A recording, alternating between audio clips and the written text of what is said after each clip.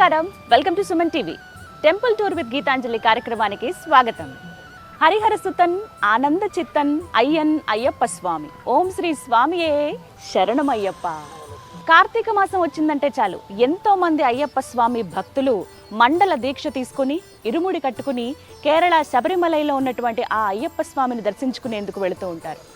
అయితే అక్కడి వరకు వెళ్ళలేని భక్తుల కోసం, మహిళల కోసం ప్రత్యేకమైన ఆలయం ఒకటి నిర్మించారండి రంగారెడ్డి జిల్లా శంకరపల్లిలో. ప్రస్తుతం అదే ఆలయం దగ్గర నేనున్నాను. అచ్చం కేరళ శబరిమలలో ఏ విధంగా అయితే అయ్యప్ప స్వామి ఆలయం ఉంటుందో అదే మాదిరిగా ఇప్పుడు మనం చూడబోతున్న ఆలయం కూడా ఉంటుందండి. అదే నిర్మాణ శైలి చాలా అద్భుతంగా ఉంది. ఇక ఆలస్యం ఎందుకు, వెళ్ళి ఆ హరిహర సుతుణ్ణి దర్శించుకుందామా? రండి.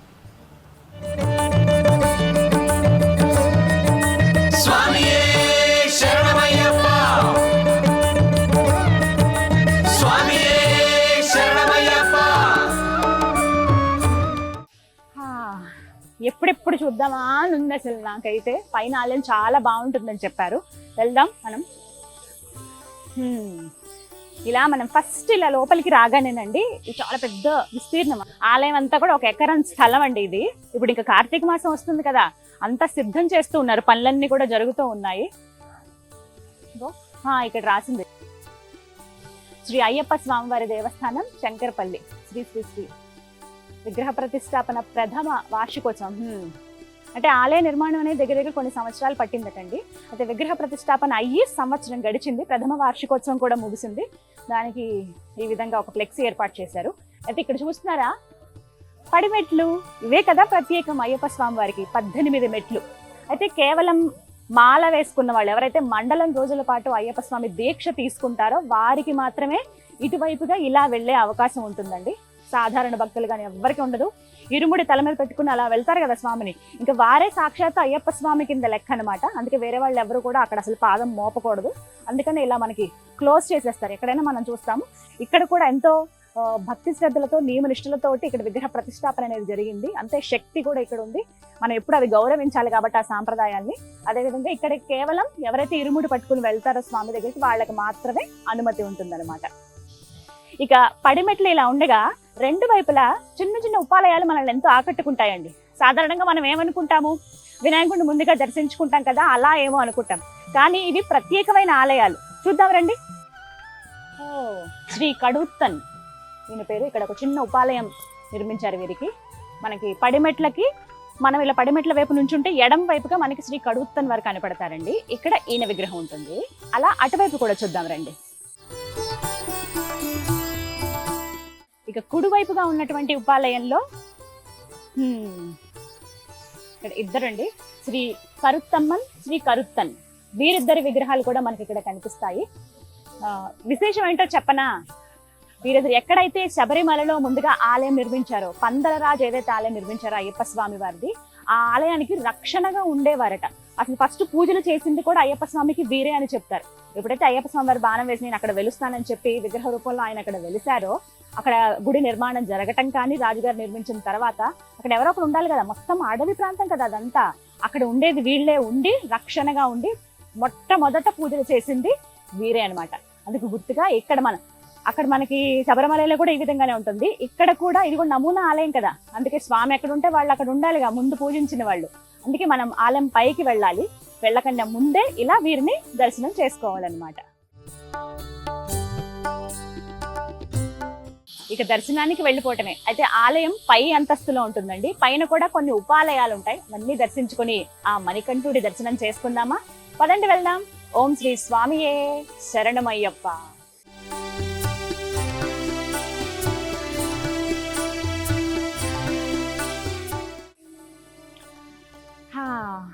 పైకి వచ్చేసాం. ఇది ప్రధాన ఆలయం అండి. ఇలా వెళ్తే అయితే మనం ముందుగా గణపతిని దర్శించుకోవాలి కదా. ఇదో ఉపాలయాలన్నీ కూడా మనకి వెనుక భాగంలో కనపడతాయి. వెళ్దాం.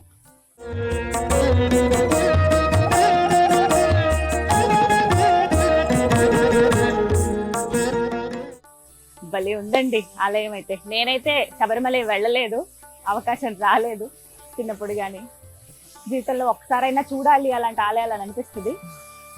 అంతా స్వామి దయ. ఆయనే ఇక్కడ మన కోసం వెలిచినప్పుడు ఇంకా సంతోషం కదా. ఉపాలయాలు కూడా ఆర్కిటెక్చర్ చూడండి ఒకసారి, అచ్చం మనకి ఏ విధంగా కేరళ శబరిమలలో ఉంటాయో అదే విధంగా ఉంటాయి.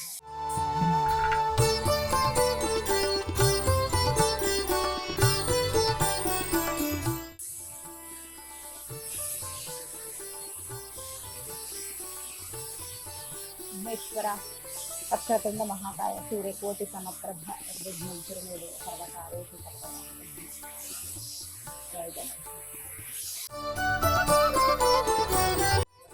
శ్రీ నాగదేవత భలే ఉంది అమ్మవారు అయితే. గంధం అవి పూసారు, చుట్లు ఇలా చుట్టుకుని పైకి ఇలా 5 ముఖాలతో ఉంది అన్నమాట. నాగదేవత. సుబ్రహ్మణ్యేశ్వర స్వామి చక్కగా నెమలి వాహనం, నెమలి అలా ఉంది. స్వామి కళ్ళు ఎంత అందంగా ఉన్నాయో, వెండి కళ్ళు పెట్టారండి, భలే ఉన్నారు. సుబ్రహ్మణ్యేశ్వర.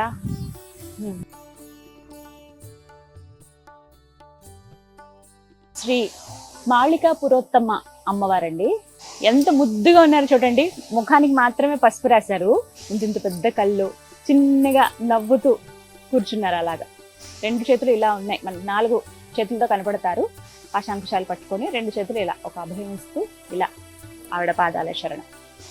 అయితే శ్రీ మాళికా పురోత్తమ అమ్మవారు ఎవరు అని అంటే, అయ్యప్ప స్వామిని వివాహం చేసుకోవడానికి నేను ఎప్పుడు ఎదురు చూస్తూనే ఉంటాను అని చెప్తారంట. అయ్యప్ప స్వామిని నేను వివాహం చేసుకోవాలనుకుంటున్నాను అంటే చెప్తే స్వామి ఒక మాట అంటారంట, ఎప్పుడైతే నా కొండకు నా దర్శనానికి కన్యస్వాములు రాకుండా ఉంటారో అప్పుడే నేను వివాహం చేసుకుంటాను అంటారంట.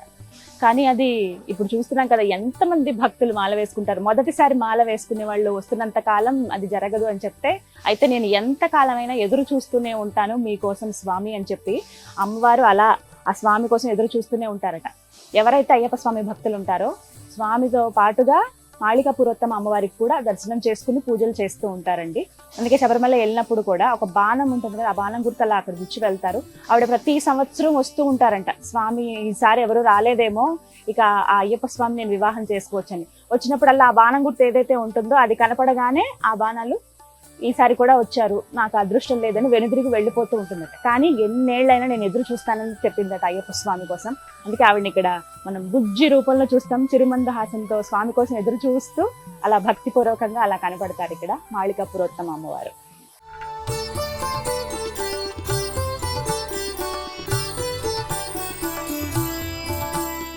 ఉపాలయాల దర్శనం అయితే అయిపోయింది. ఇక ఎప్పుడెప్పుడు అయ్యప్ప స్వామి దర్శనం చేసుకుందామా అని ఉందండి. ఇక ఎంత త్వరగా చూడాలా అనిపిస్తోంది. ఆలయం అయితే చాలా సుందరంగా ఉంది. ఇంకా కొంచెం వర్క్ అవి జరుగుతున్నాయి. ఇప్పుడు కార్తీక మాసం ప్రారంభం అయింది కదా, సంవత్సరం అయింది ఆలయం నిర్మించి. ఎంత నిత్య నూతనంగా ఉందో కదా, భలే ఉన్నాయి.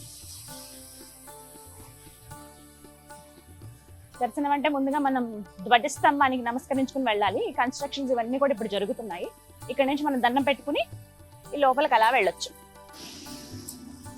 స్వామి మణికంఠ.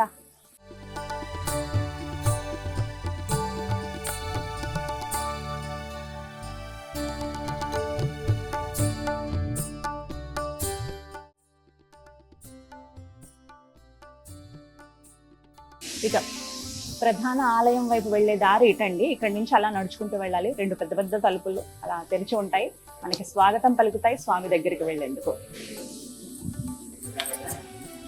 స్వామి శరణమయ్యప్ప.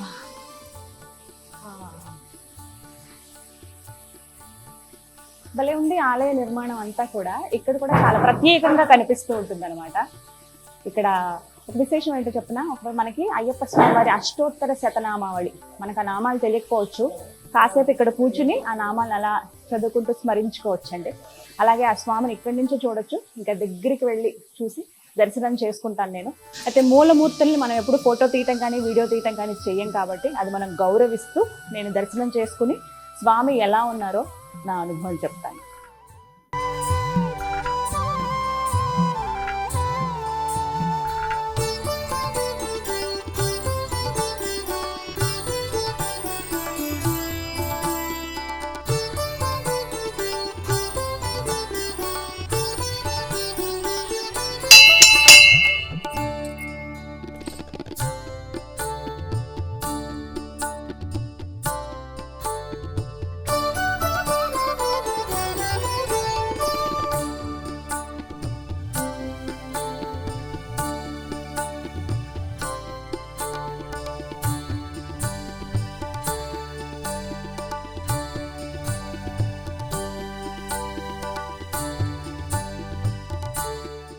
భలే చక్కగా దర్శనం చేసుకున్నాను నేను ఆ స్వామిని.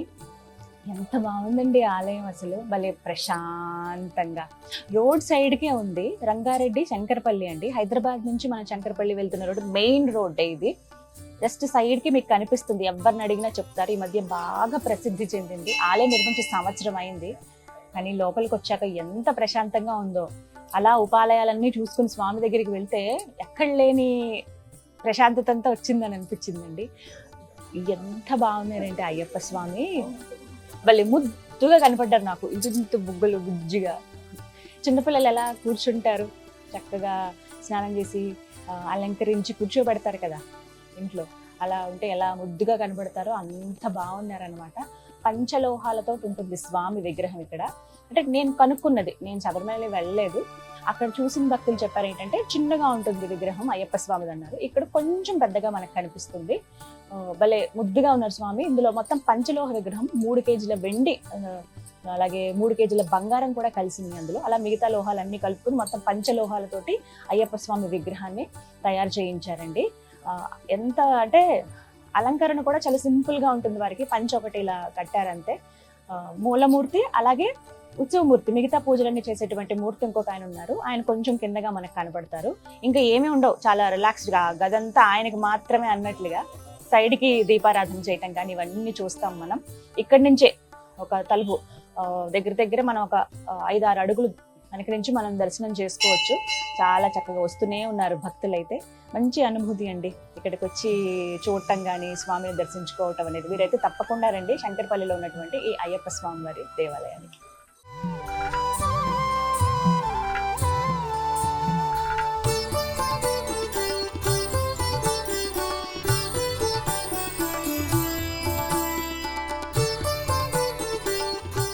వారాలలో బుధవారం అయ్యప్ప స్వామి వారికి ఎంతో ప్రీతి అని చెబుతూ ఉంటారు. ఆ రోజున ఇక్కడ శంకరపల్లిలో ఉన్నటువంటి అయ్యప్ప స్వామి వారి దేవాలయంలో ప్రత్యేక పూజలు జరుగుతాయండి.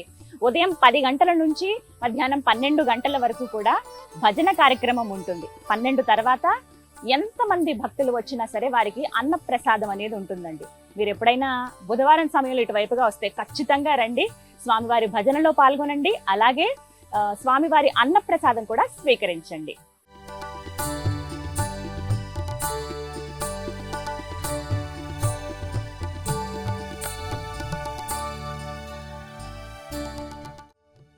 శంకరపల్లిలో ఉన్నటువంటి అయ్యప్ప స్వామి వారి దేవాలయంలో అన్ని అద్భుతాలేనండి.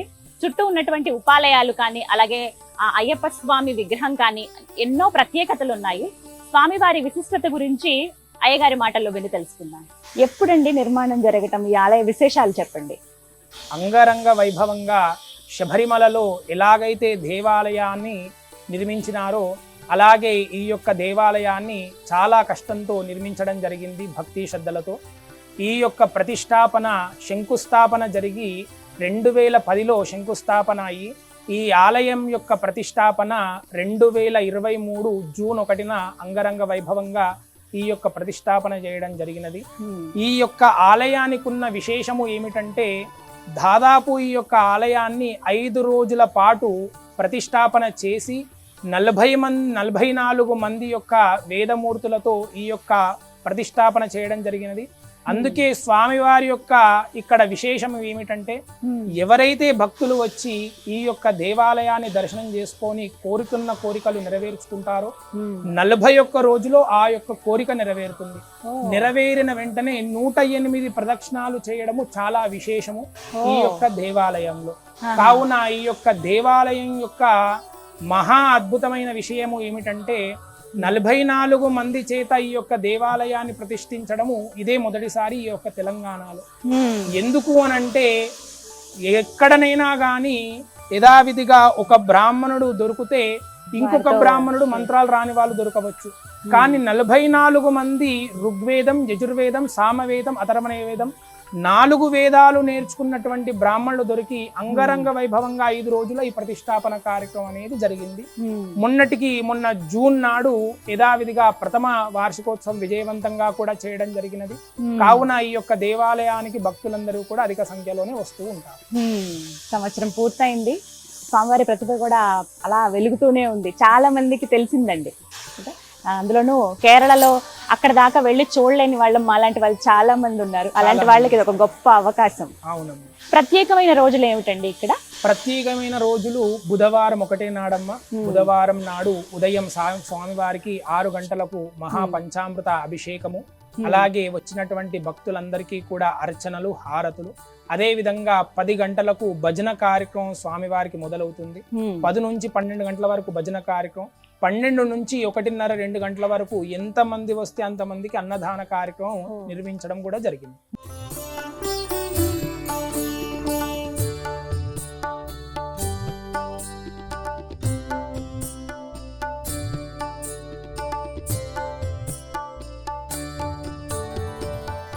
ఇక శంకరపల్లిలో ఉన్నటువంటి అయ్యప్ప స్వామి ఆలయ వేళలు చూస్తే ఉదయం 6 గంటల నుంచి 12 గంటల వరకు తెరిచే ఉంటుందండి. ఎవరైనా వచ్చి దర్శనం చేసుకోవచ్చు. అలాగే మళ్ళీ సాయంత్రం 4 గంటల నుంచి 8 గంటల వరకు ఆలయం తెరిచి ఉంటుంది. దర్శనం చేసుకుని వెళ్ళొచ్చు. ప్రత్యేకించి ఇక్కడ ఎలాంటి నియమాలు అనేవి ఉండవు. ఎవరైనా భక్తులు రావచ్చండి. మహిళలు, చిన్నవాళ్ళైనా, పెద్దవాళ్ళైనా, వృద్ధులైనా ఎవరైనా సరే వచ్చి ఆ స్వామిని దర్శించుకుని వెళ్ళొచ్చు. ఇక్కడ ఇంకా ప్రత్యేకం ఏంటో తెలుసా? సుబ్రహ్మణ్య స్వామి. స్వామికి ప్రతి మంగళవారం ఇక్కడ అభిషేకాలు జరుగుతాయి. ఎవరైతే సంతానం లేక ఇబ్బంది పడుతున్నారో, కుజ దోషాలు ఉన్నాయో, సర్పదోషాలు ఉన్నాయో, ఇలా ఉన్న వారికి ఇక్కడ ప్రత్యేకమైన పూజా కార్యక్రమాలు చేస్తారు. అలాగే నాగదేవత విగ్రహం కూడా ఎంతో చక్కగా ఉంటుంది.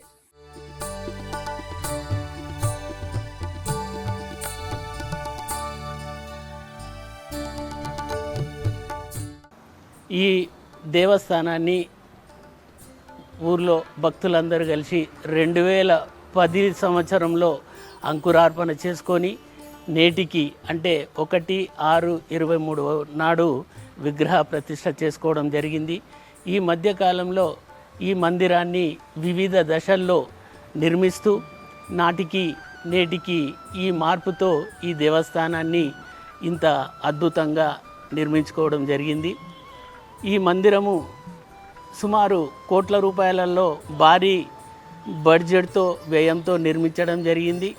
ఈ బడ్జెట్ అంతా, ఈ వ్యయం అంతా భక్తుల సహకారంతో, భక్తులు చిన్న పెద్ద మొత్తంలో భక్తులు సహకరించడం వల్ల ఈ దేవస్థానాన్ని ఇంత అద్భుతంగా నిర్మించుకోవడం జరిగింది. మేము మందిరం కోసమని వివిధ రకాల భక్తులను అందరినీ మేము కన్సల్ట్ చేసి వాళ్ళతోటి మేము వాళ్ళ దాతల సహకారంతో మేము ఎవరి దగ్గరికి వెళ్ళినా కూడా కాదనకుండా అందరూ సహకరించడం వల్ల ఈ దేవస్థానము నేడు ఇంత అద్భుతంగా నిర్మించుకోవడం జరిగింది. 1వ తారీఖు 6వ నెల 23వ సంవత్సరంలో విగ్రహ ప్రతిష్ఠ చేసుకోవడం జరిగింది. అంతకంటే ముందు నిర్మాణంలో ఉండింది. పోతే మందిర విగ్రహ ప్రతిష్ఠ జరిగిన తర్వాత దేవస్థానంలో రోజువారీ పూజలు ఉంటాయి. అలాగే మండల కాలంలో నవంబర్ 26 నుండి డిసెంబర్ 26 వరకు, నవంబర్ 16 నుండి డిసెంబర్ 26 వరకు మండల కాలం అంతా ఇక్కడ అన్నదానము మరియు పడి పూజ కార్యక్రమాలు నిర్వహించుకోవడం జరుగుతుంది.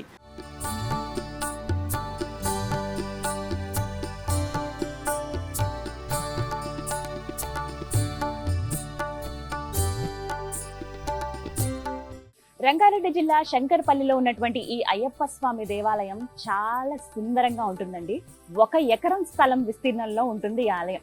అచ్చంగా మనం శబరిమలలో ఏ విధంగా అయితే ఆలయం చూస్తామో అదే మాదిరిగా ఆ నమూనా అనుకోండి అలాగే కనిపిస్తుంది. స్వామి కూడా ఎంత బాగుంటారో, వచ్చి చూడాలంతే. ఆయన రూపం మనం వర్ణించలేము. ఈ ఆలయానికి 2010వ సంవత్సరంలో శంకుస్థాపన జరిగింది. అయితే నిర్మాణం అయితే దగ్గర 12-12.5 సంవత్సరాల పాటు జరిగిందండి. మొత్తంగా ఈ ఆలయ ప్రారంభోత్సవం అయితే 2023వ సంవత్సరం జూన్లో చేశారు. 5 రోజుల పాటు స్వామివారి విగ్రహ ప్రతిష్టాపన జరిగింది.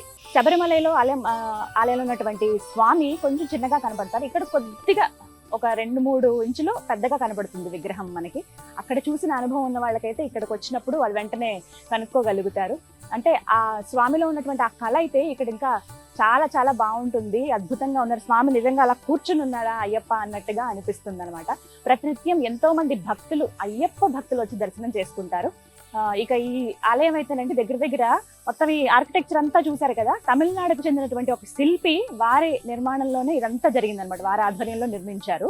అలాగే నిర్మాణం చేసేటువంటి వారు కూడా కొంతమంది తమిళనాడు నుంచి, కొంతమంది కేరళ నుంచి, అలాగే వివిధ రాష్ట్రాల నుంచి వచ్చి పనిచేశారు. ఇక్కడ శంకరపల్లిలో ఉన్నటువంటి లోకల్ వాళ్ళు ఎవరైతే ఉన్నారో వాళ్ళు కూడా వచ్చి ఇక్కడ పనిచేయడం జరిగింది. ఈ ఆలయం పూర్తిగా రాతితోనే నిర్మించారండి. కంప్లీట్ గా ఎక్కడ చూసినా మీకు అర్థమవుతుంది, ఒకసారి టచ్ చేసి చూడగానే. అద్భుతమైన నిర్మాణ శైలి, పూర్తిగా రాతితోనే నిర్మింపబడింది. మొత్తం 10 కోట్లు ఖర్చు అయిందటండి ఈ ఆలయ నిర్మాణానికి.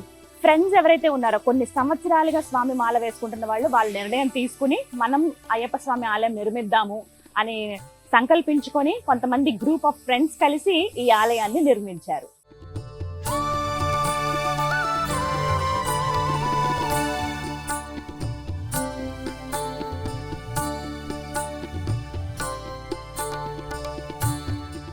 చూసారుగా, ఇది ఇవాల్టి టెంపుల్ టూర్ విత్ గీతాంజలి. మరో దివ్య ఆలయ విశేషాలతో మళ్ళీ మీ ముందుకు వస్తాను. అంతవరకు సెలవు, నమస్కారం. స్వామియే శరణమయ్యప్ప.